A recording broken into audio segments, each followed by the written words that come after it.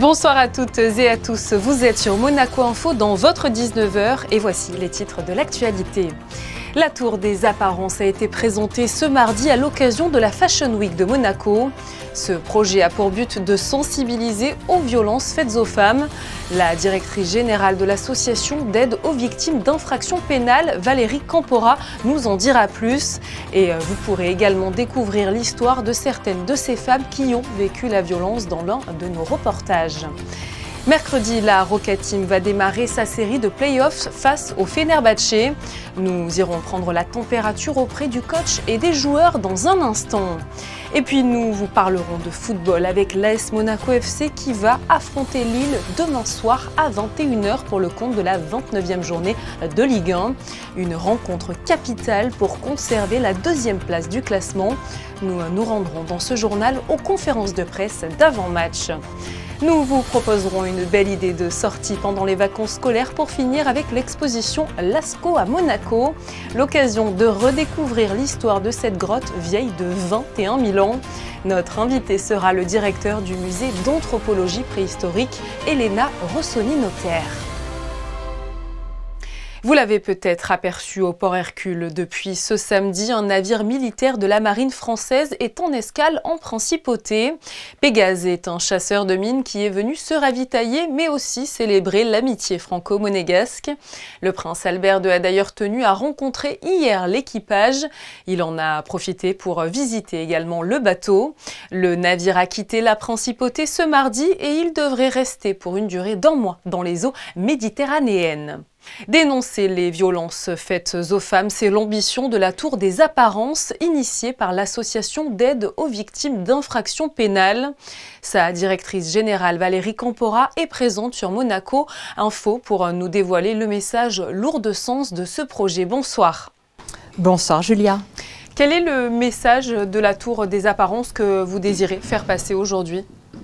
On a eu la chance de pouvoir avoir ce partenariat avec la Fashion Week qui, à l'occasion des différents défilés, nous ont parlé du fait de vouloir faire un partenariat pour parler de la violence faite aux femmes. On a longtemps cherché comment on allait faire. C'est vrai que la Fashion Week avait, il y a quelques années, été en contact avec les Wall of Dolls, qui est une association italienne, le mur des poupées.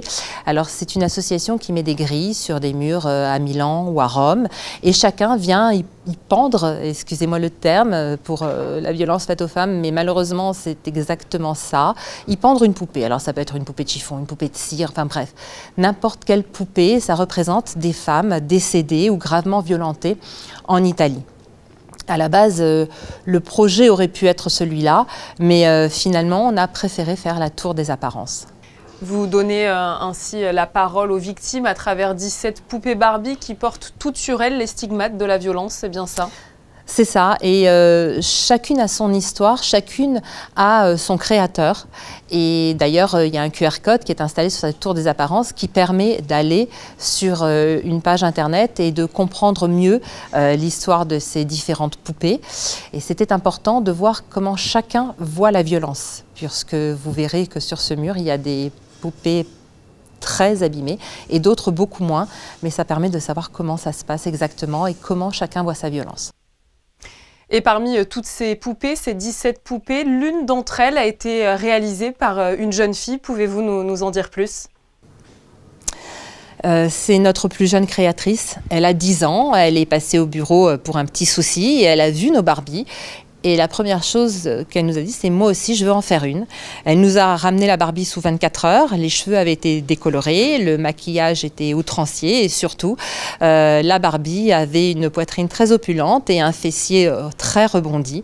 Et la petite Sophie nous a dit, bah voilà, aujourd'hui, quand on regarde la télé, quand on regarde les réseaux sociaux, voilà comment apparaissent les femmes. Et si on n'est pas comme ça, on nous dit qu'on est moche. Donc je pense que c'est très très révélateur aujourd'hui, malheureusement, de l'image qui est donnée de la femme sur les petits écrans et les grands écrans. Et pourquoi avoir choisi de s'exprimer au travers de cette poupée bien connue de tous et dont on a beaucoup parlé ces derniers mois, notamment avec le film Barbie ? Je crois que quelle est la meilleure poupée qui représente les femmes depuis 65 ans. Cette marque fête ses 65 ans cette année et c'est vrai que je crois que toutes les petites filles du monde ont eu une petite Barbie à un moment ou à un autre. On l'a habillée, on l'a déshabillée et c'est vrai que c'est une fashion victime si j'ose dire. Donc elle était très représentative de la Fashion Week mais aussi très représentative des apparences puisque cette poupée semble aller toujours bien. Vous êtes directrice de l'association d'aide aux victimes d'infractions pénales, on le rappelle, qui aide tout le monde et ce tout au long de l'année. Parlez-nous du travail justement que vous faites au quotidien. La VIP a 10 ans cette année, c'est l'aide aux victimes d'infractions pénales, c'est-à-dire qu'on accompagne toutes les personnes qui ont pu être victimes à un moment ou à un autre d'une infraction ayant lieu sur la principauté de Monaco. On les accompagne psychologiquement, juridiquement, dans un domaine administratif. On est en lien avec de nombreuses entités en principauté de Monaco qui nous permettent de pouvoir aider la victime pratiquement de A à Z et ce de manière très rapide. On a cette chance que dans notre pays, on peut agir très rapidement et ce à tous les niveaux. Merci à vous Valérie Campora. Merci Julia, à bientôt. Et une conférence de presse est tenue ce mardi pour présenter justement cette tour des apparences. Elle est le témoin des violences faites aux femmes, déformées, déshabillées ou peintes. Chaque poupée représente l'histoire d'une personne. Une façon de rendre visible au grand jour des actes parfois passés sous silence. Émilie Terrasson et Camille Caloni sont allées à la rencontre de ces femmes. Reportage. Un message lourd de sens. Au cœur de la Monte Carlo Fashion Week, donner la parole aux femmes victimes de violences est une priorité pour l'association AVIP.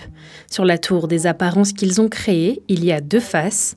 La première représente 18 poupées pour la vie de 18 femmes avant d'être victimes. Sur la seconde, il n'y en a que 17. La poupée qui représente Mara n'est plus là. Le banc rouge, symbole des féminicides en Italie, l'a remplacée. Ma sœur a été assassinée par un homme qui en fait voulait forcément l'aimer et elle avait décidé de quitter cet monsieur avec lequel elle avait commencé une petite histoire. Après, elle s'est rendue compte en fait que c'était pas un homme juste pour elle. Lui, il a attendu hors de son travail, de ma sœur. Et il a décidé en fait de mettre fin à sa vie. Et avec un bâton, il l'a assassiné. Qu'elles soient physiques, morales, sexuelles ou verbales, les différentes formes de violence que subissent les femmes sont représentées.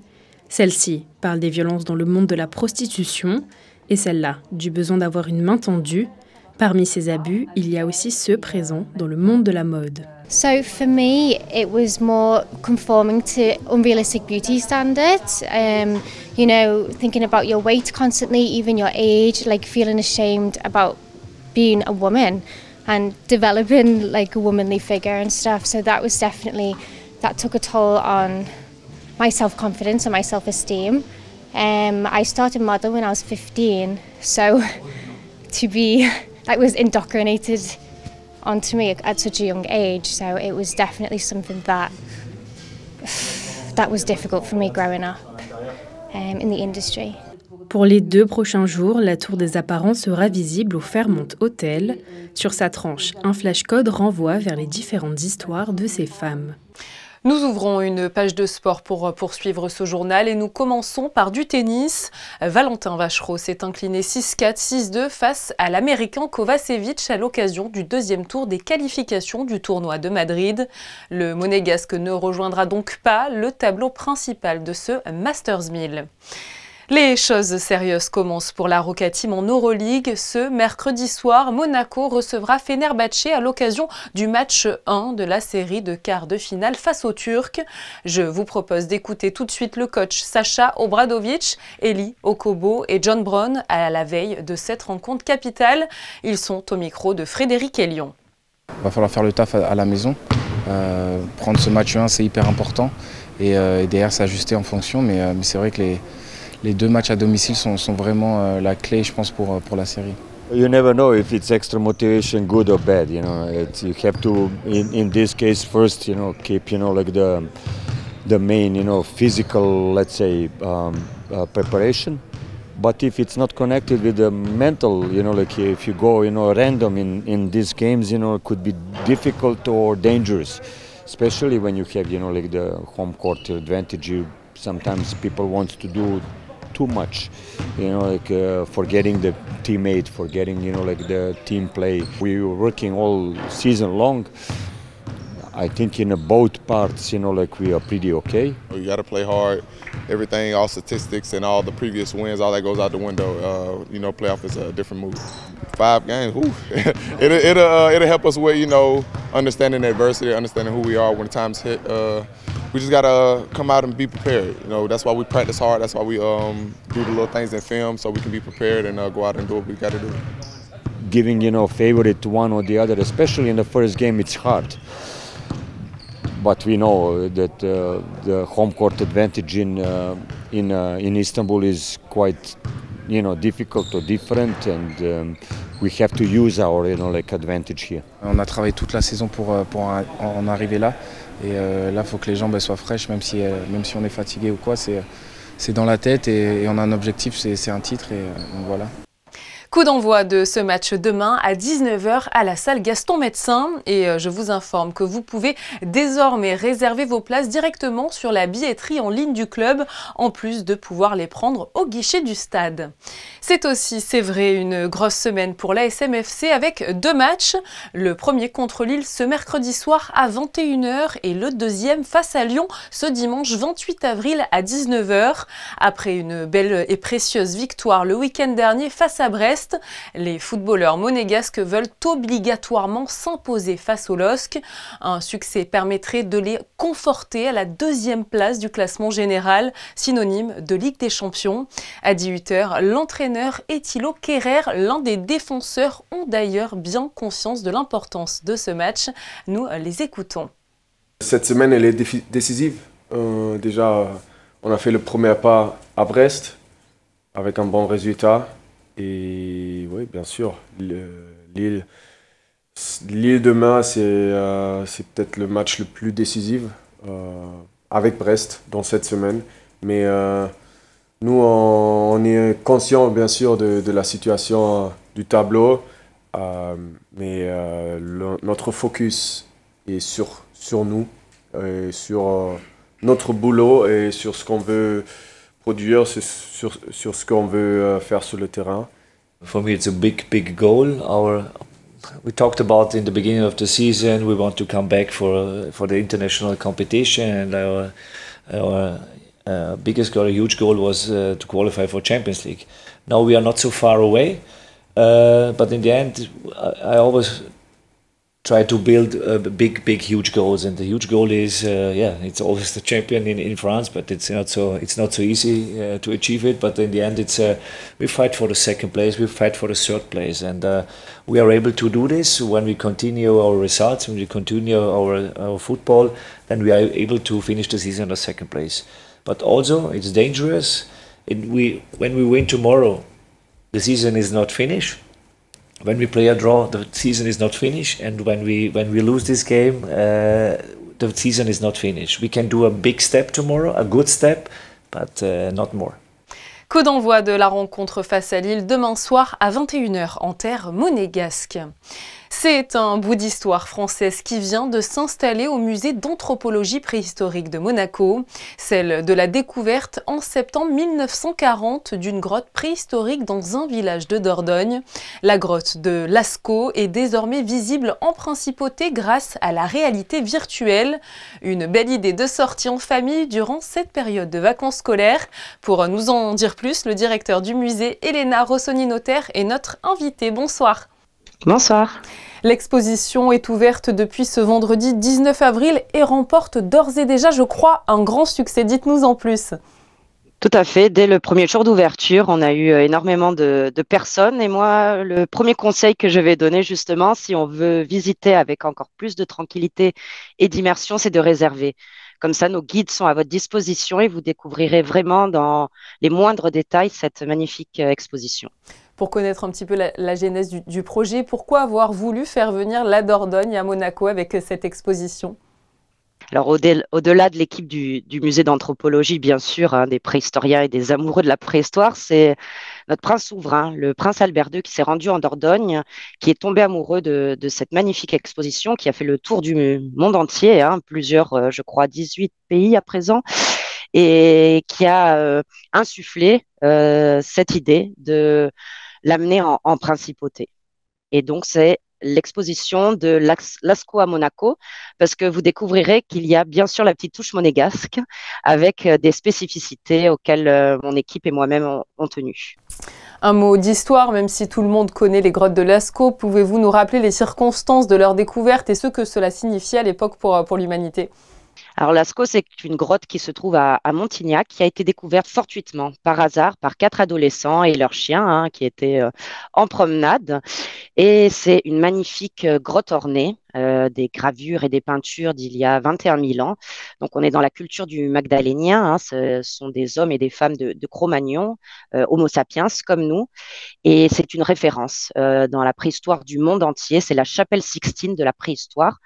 Donc, vous imaginez ô combien c'est un honneur et une opportunité pour le musée d'anthropologie préhistorique de Monaco de pouvoir accueillir cette scénographie, la visite virtuelle de la grotte, mais également des pièces originales grâce à nos 2 partenaires scientifiques. Alors justement, on va en parler avec plus de précision. L'exposition propose une vraie immersion dans les grottes grâce à une reconstitution virtuelle des lieux. Que pensent les visiteurs de cette expérience? Voilà, c'est tout de même particulier. On se retrouve en quelque sorte dans les grottes de Lascaux. Tout à fait. C'est pour ça que peu importe l'âge, la nationalité, en fait, tout le monde est ébahi, ébloui par cette immersion virtuelle. Hein. C'est l'intégralité de la grotte qui est présentée. On est à l'intérieur. J'en raconte pas plus parce que vous verrez qu'on est en pleine interaction. Et puis aussi, on a la chance d'avoir à Monaco, hein, c'est une magnifique occasion, des outils et des colorants qui ont été découverts dans cette grotte grâce au Musée national de préhistoire et à l'Institut de paléontologie humaine à Paris, qui ont autorisé ce prêt et cette sortie du territoire rien que pour Monaco. C'est très rare que ces pièces soient exposées. D'une part, c'est extrêmement rare qu'elles soient exposées en dehors du territoire de la France. Deuxièmement, qu'elles soient rassemblées en un même lieu pour une exposition. Troisièmement, il y a des pièces qui ne sont jamais sorties des réserves et les collections ont été réétudiées récemment. Donc, nous avons les résultats scientifiques extrêmement récents de l'utilisation, par exemple, de ces pièces et de ces artefacts. Alors évidemment, tout ce qu'on se dit depuis quelques minutes nous donne envie d'aller voir l'exposition. Lascaux, je crois que c'était aussi un rêve d'enfance pour vous. Oui, hein, tout préhistorien, tout amoureux de la préhistoire et de l'archéologie connaît le mot Lascaux, évidemment, et l'apprend à l'université en cours. Moi, j'avais fait une formation, un stage, quand j'étais jeune, hein, lors de mon doctorat en Dordogne, et j'avais visité les musées, vu les sites, hein, parce que bien sûr, Lascaux n'est pas visitable. Hein.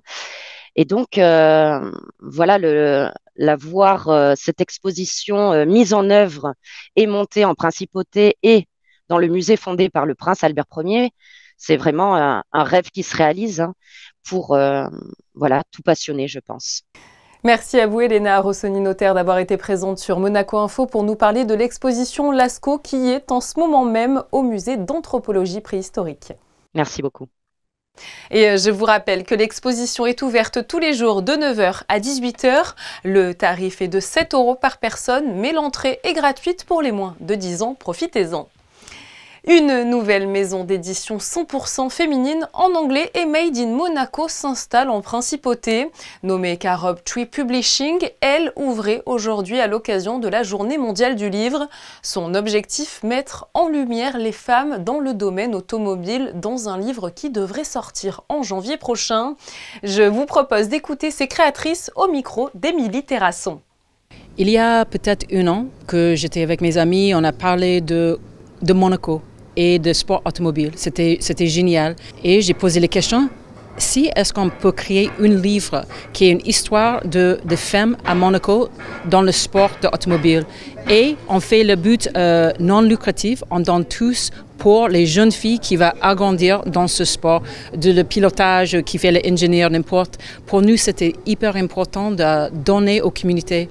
Donc, avec cette idée, On a créé une publishing house, une maison d'édition, Carib Tree Publishing, pour ce livre, 100 Years of Women in Monaco in Motorsport, 100 ans. On compte sortir le livre en janvier 2025. Le but, c'est de créer un écosystème à Monaco et travailler avec tous les gens ici de Monaco qui connaissent le sujet de la femme en automobile. On compte travailler avec l'Automobile Club de Monaco. On compte travailler avec la collection de voitures de Prince. Et on compte travailler avec les écrivains, les artistes, les imprimeurs. Tout sera un produit qui est made in Monaco. Et si vous voulez suivre leur aventure, elles sont présentes sur les réseaux sociaux sous le nom de Carib Tree Publishing.